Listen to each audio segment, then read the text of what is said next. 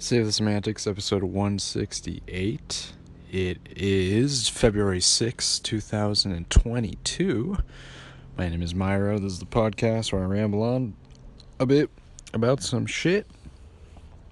And it is also sometimes the premier NBA podcast where we go in depth with advanced analytics, trades, fucking team reorganizations, team formations, all that fun stuff that I clearly know everything about, because this is what I do for a living. This week's been pretty good. This past week has been pretty solid, not too bad.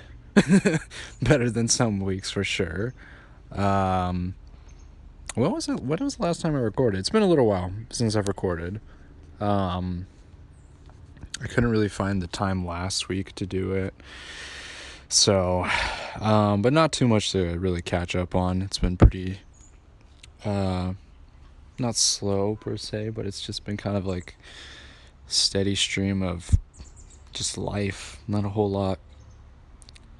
lot really going on, but I've been keeping busy with just, work and stuff. Today is, I wanted to get some stuff done today, kind of, but I just decided to kind of put those things on hold for now. I didn't want to tack on too many responsibilities today. I'm kind of tired. It's been kind of a long week, so I'm trying my best to sort of just take some time off and relax to the best of my abilities. Yeah, man. But yeah, like I said, nothing too crazy has been going on. It's been nice. Weather's super nice right now. It's pretty perfect, really. I wish I could be more out and about during the week. If I wasn't working, that's what I would be doing. But yeah, it is what it is for the time being. Work's kind of slowly sort of picking up on my end, getting some more responsibilities and whatnot. So, yeah, it's good to keep busy, just not too busy. Like I've said before, I don't like to. I mean, nobody does. Who the hell likes to be like overwhelmed with things, So, trying to keep it as manageable as possible. I wanted to talk some basketball because there's a decent amount of things that I want to touch upon. There was a trade that happened about a couple hours ago. That's pretty big, pretty decently big. So that's kind of maybe worth talking about. Again, I'm very much a casual NBA fan. I've never gone super in depth with like,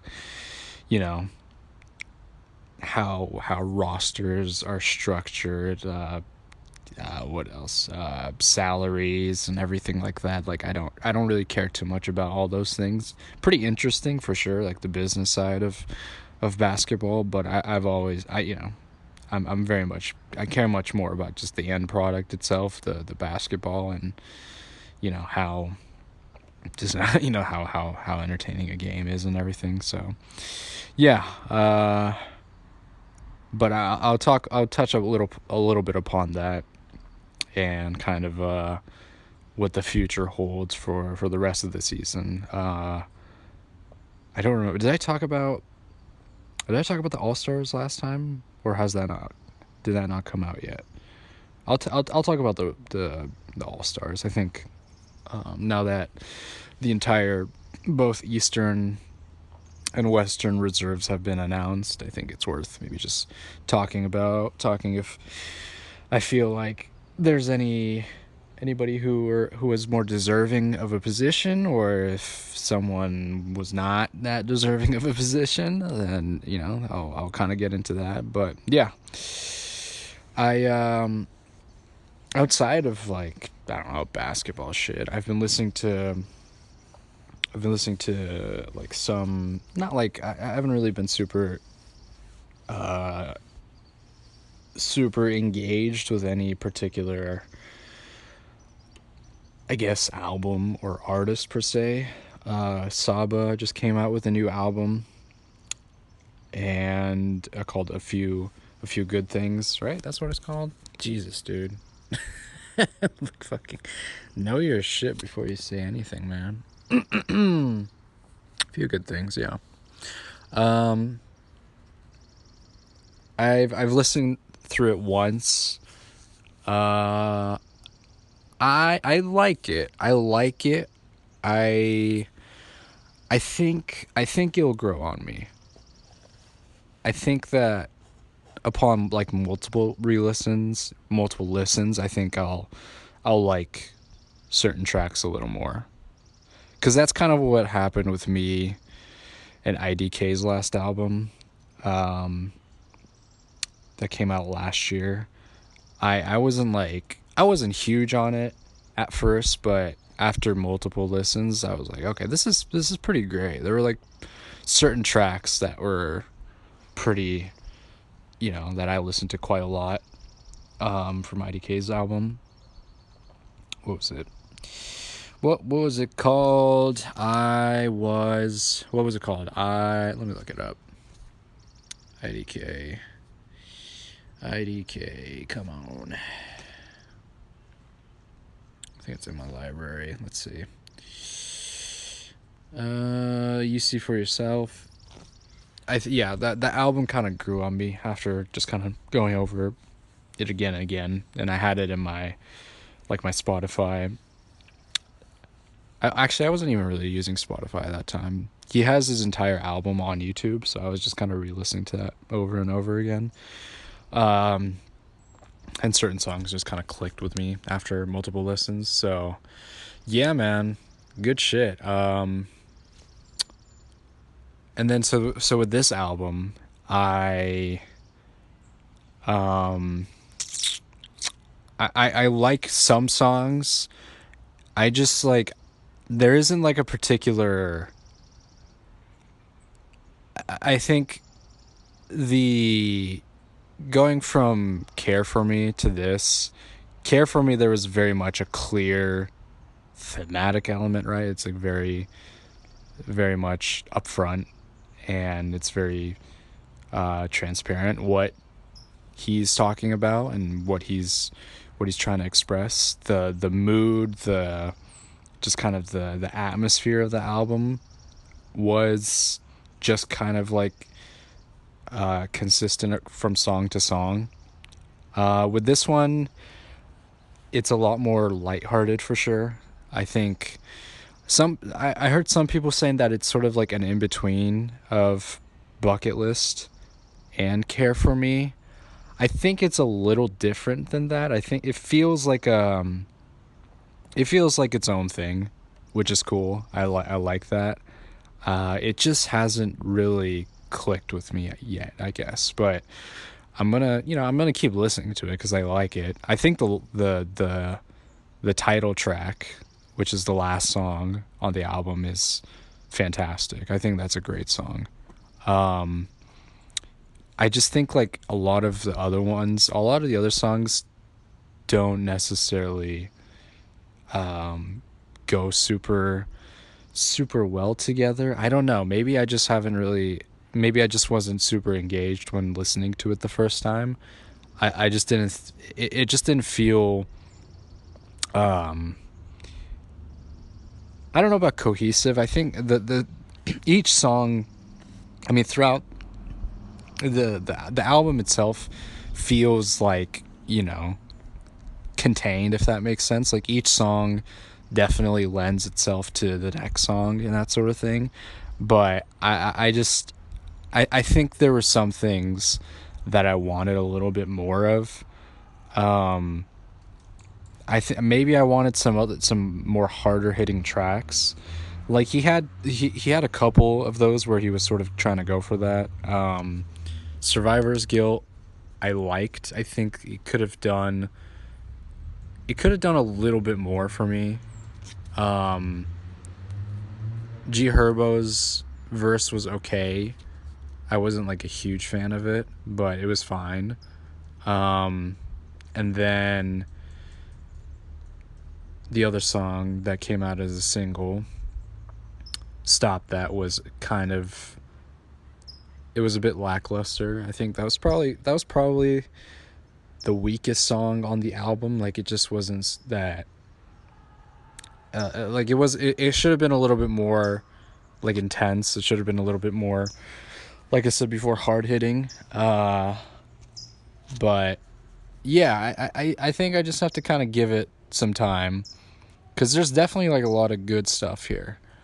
But maybe it just hasn't really clicked with me. And that sometimes that happens with albums, you know. But I think it's just hard not to compare to, you know, his previous works.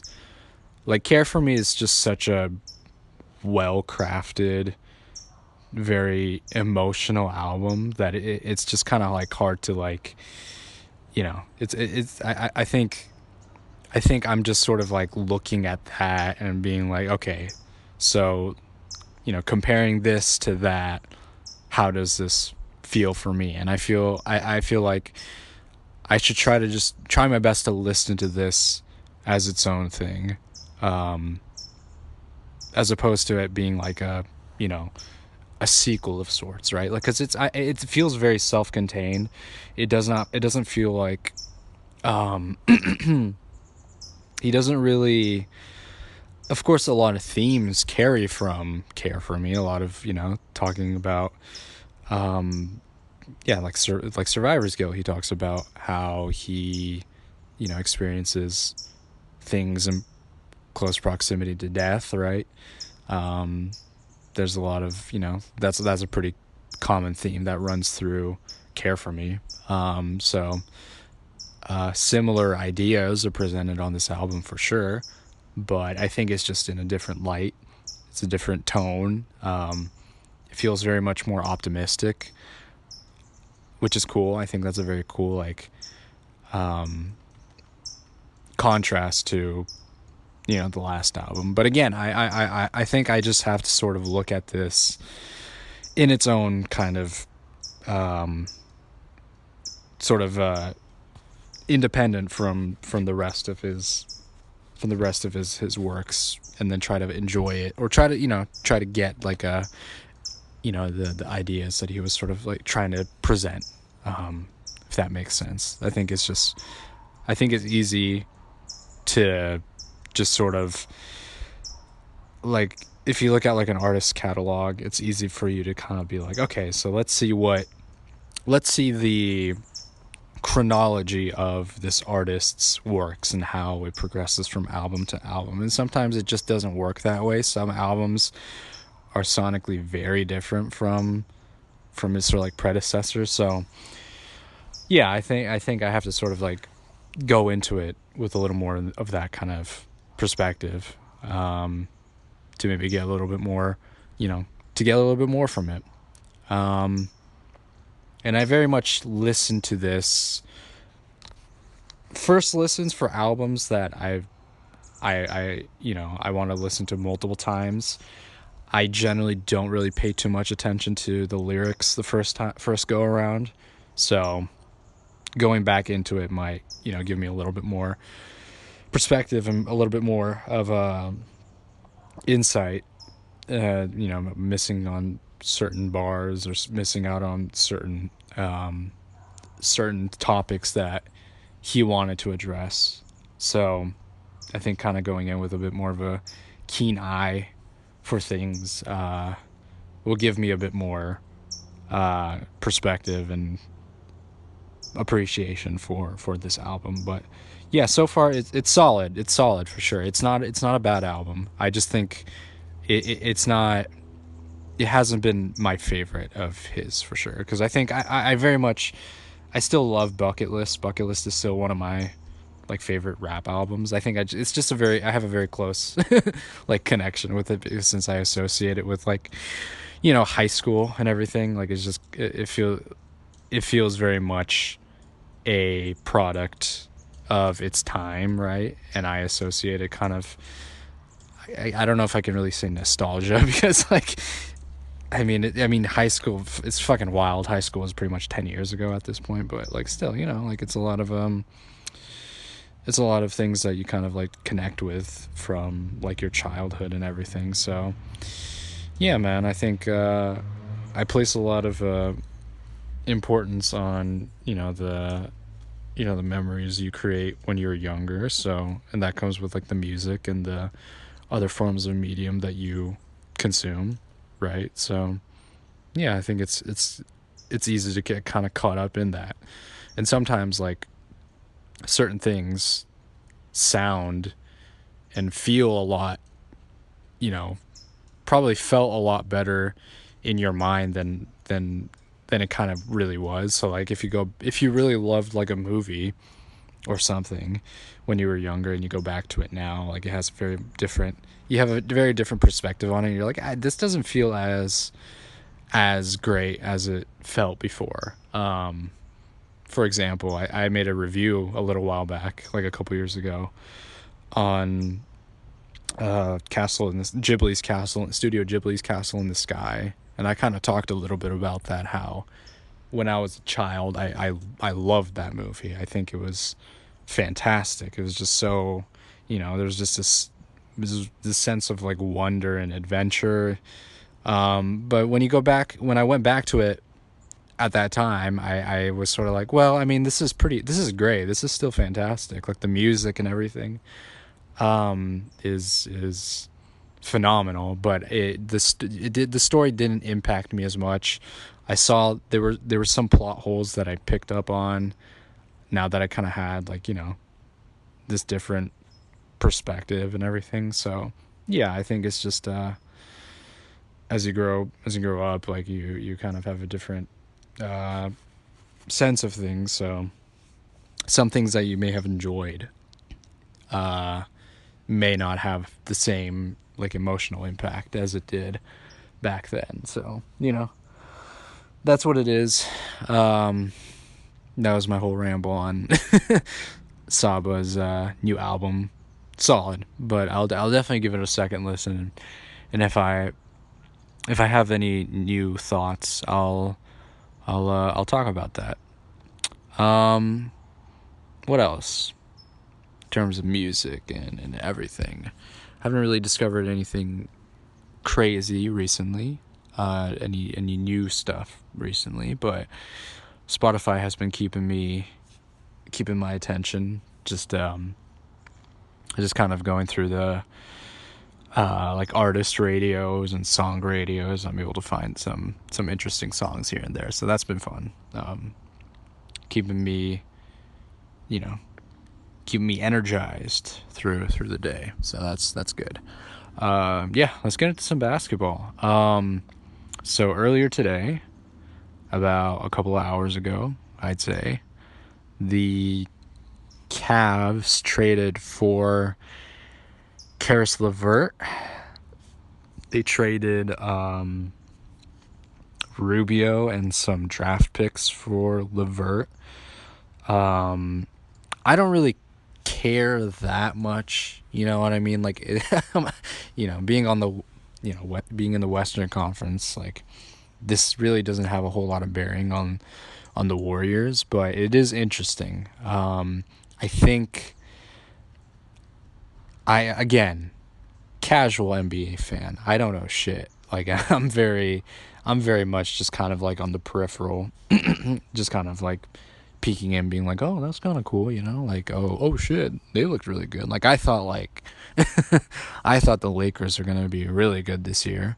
I was like, that's that, like getting Westbrook and everything, but the experts were right, man. That fit didn't work out at all. They had to give up a lot of they had to give up a lot of depth to get him, and that's really cost them this season. So I don't know. I don't know anything, so don't even take my word for it.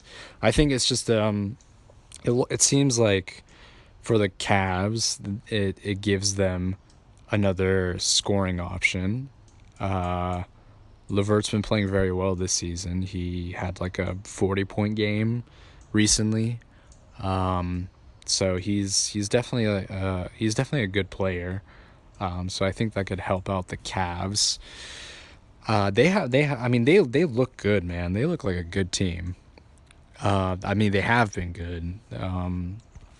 Darius Garland got selected to the All Star team, so congratulations to him. Well deserved.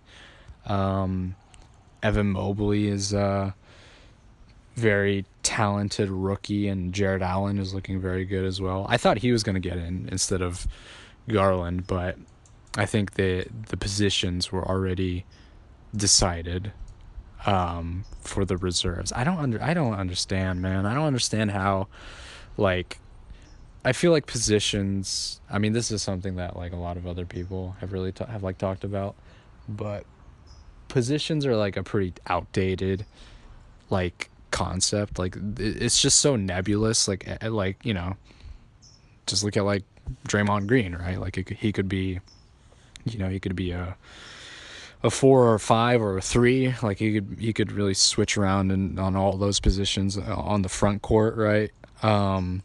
But you could also be, you know, you could also be like a shooting guard and then also transition to, you know, the small forward, or even the power forward. I like so there's just so many like positions that you can switch around to. So it doesn't really, I don't know, it doesn't really make that much sense to keep that, considering there are so many players that have, you know, are like capable of switching around positions.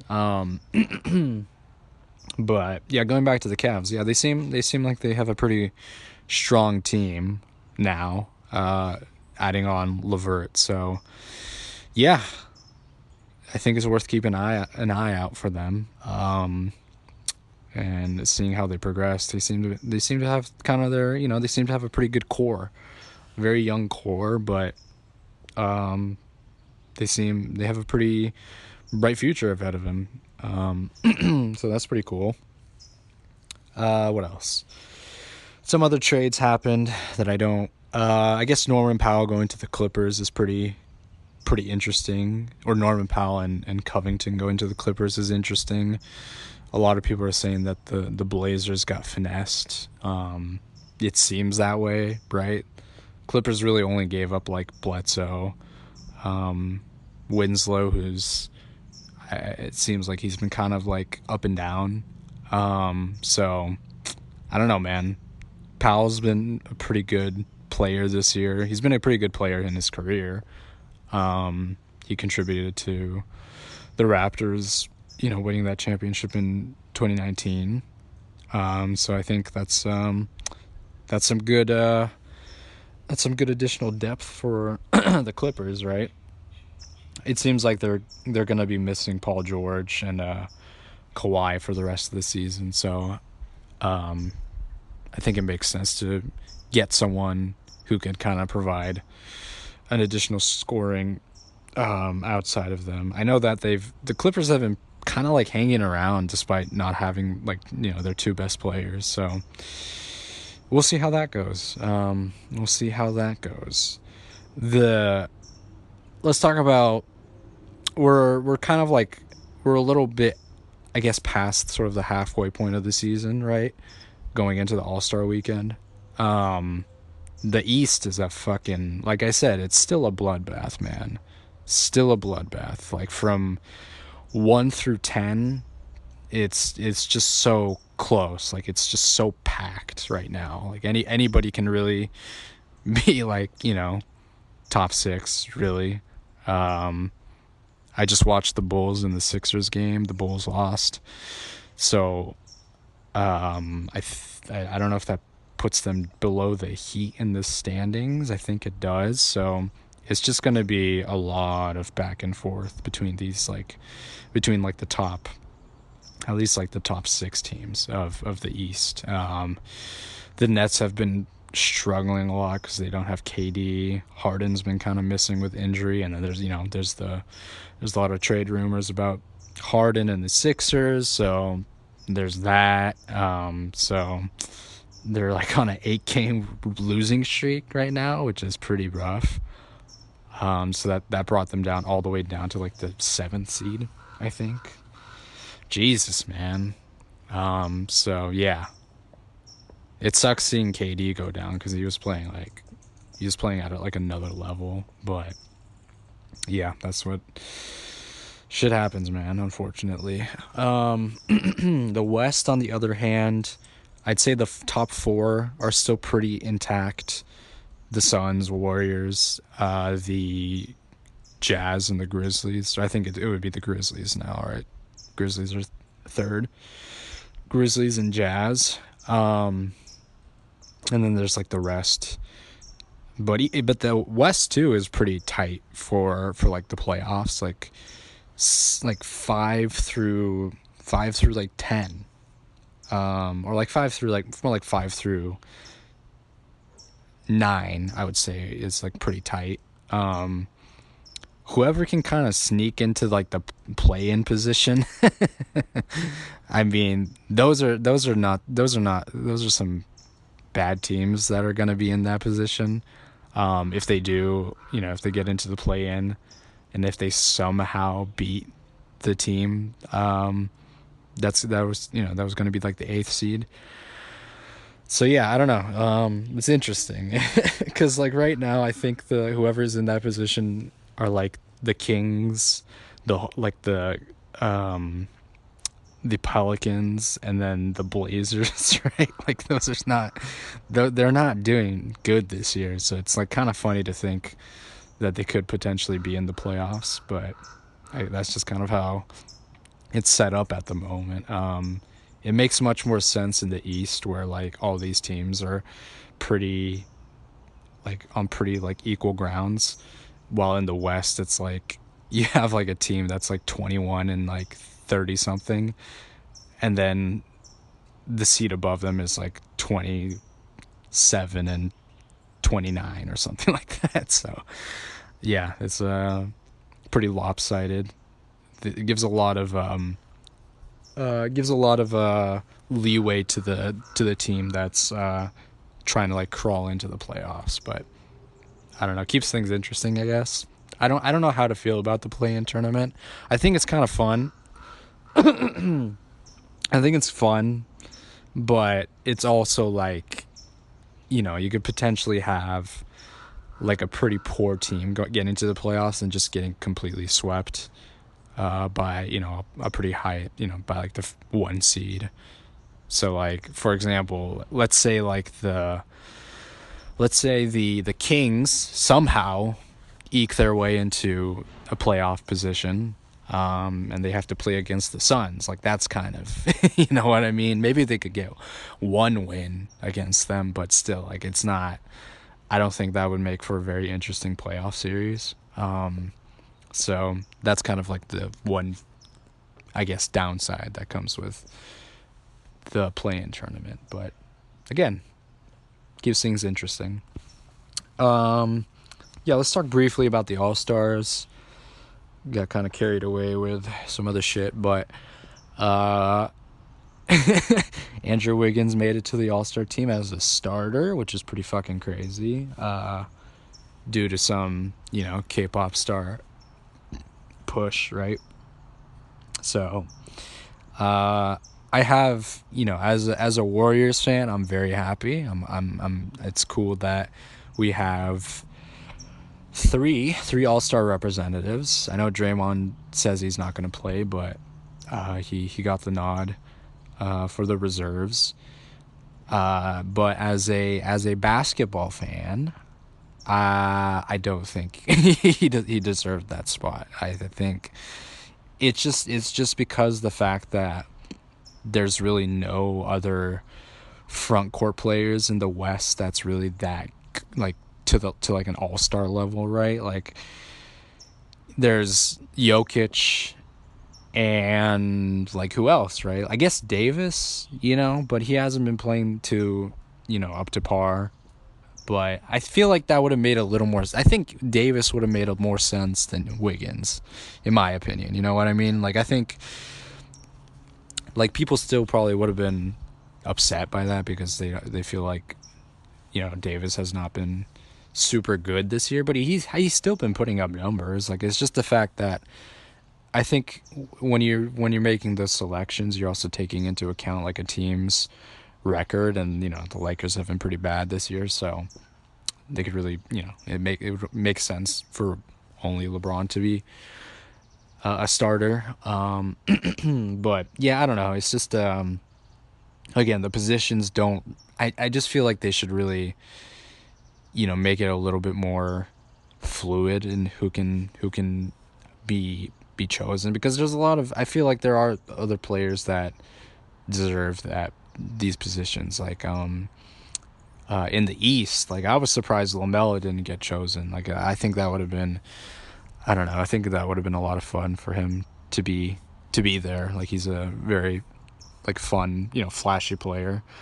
Uh so I don't know. Like, I think, most of the selections for the All-Star game, I feel, are make sense, and they're warranted, but just like Wiggins is like the odd one out, and I guess Middleton too. He hasn't been playing super well. Like, he just kind of got in because of uh, what would you call it, seniority, or just the fact that he's been in it before, and championship.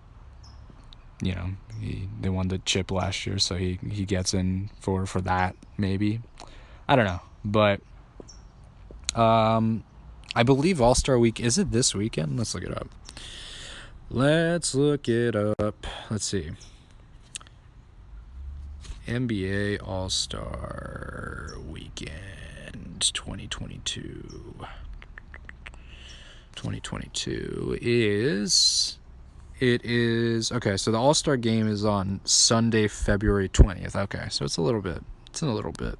It's not exactly the halfway point, is it? It's a little afterwards, but that's all right. So we have a couple weeks until we get there. Hopefully, like, I don't know who's. Hopefully everyone's healthy. That I think it's still 2 weeks from now. Like, I don't like. Hopefully Draymond's like good. Afterwards.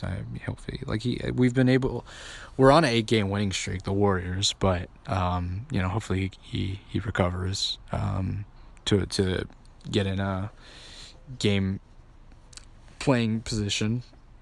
So yeah, looking forward to that, and I think that's gonna be it for today. This has been Save the Semantics, signing off.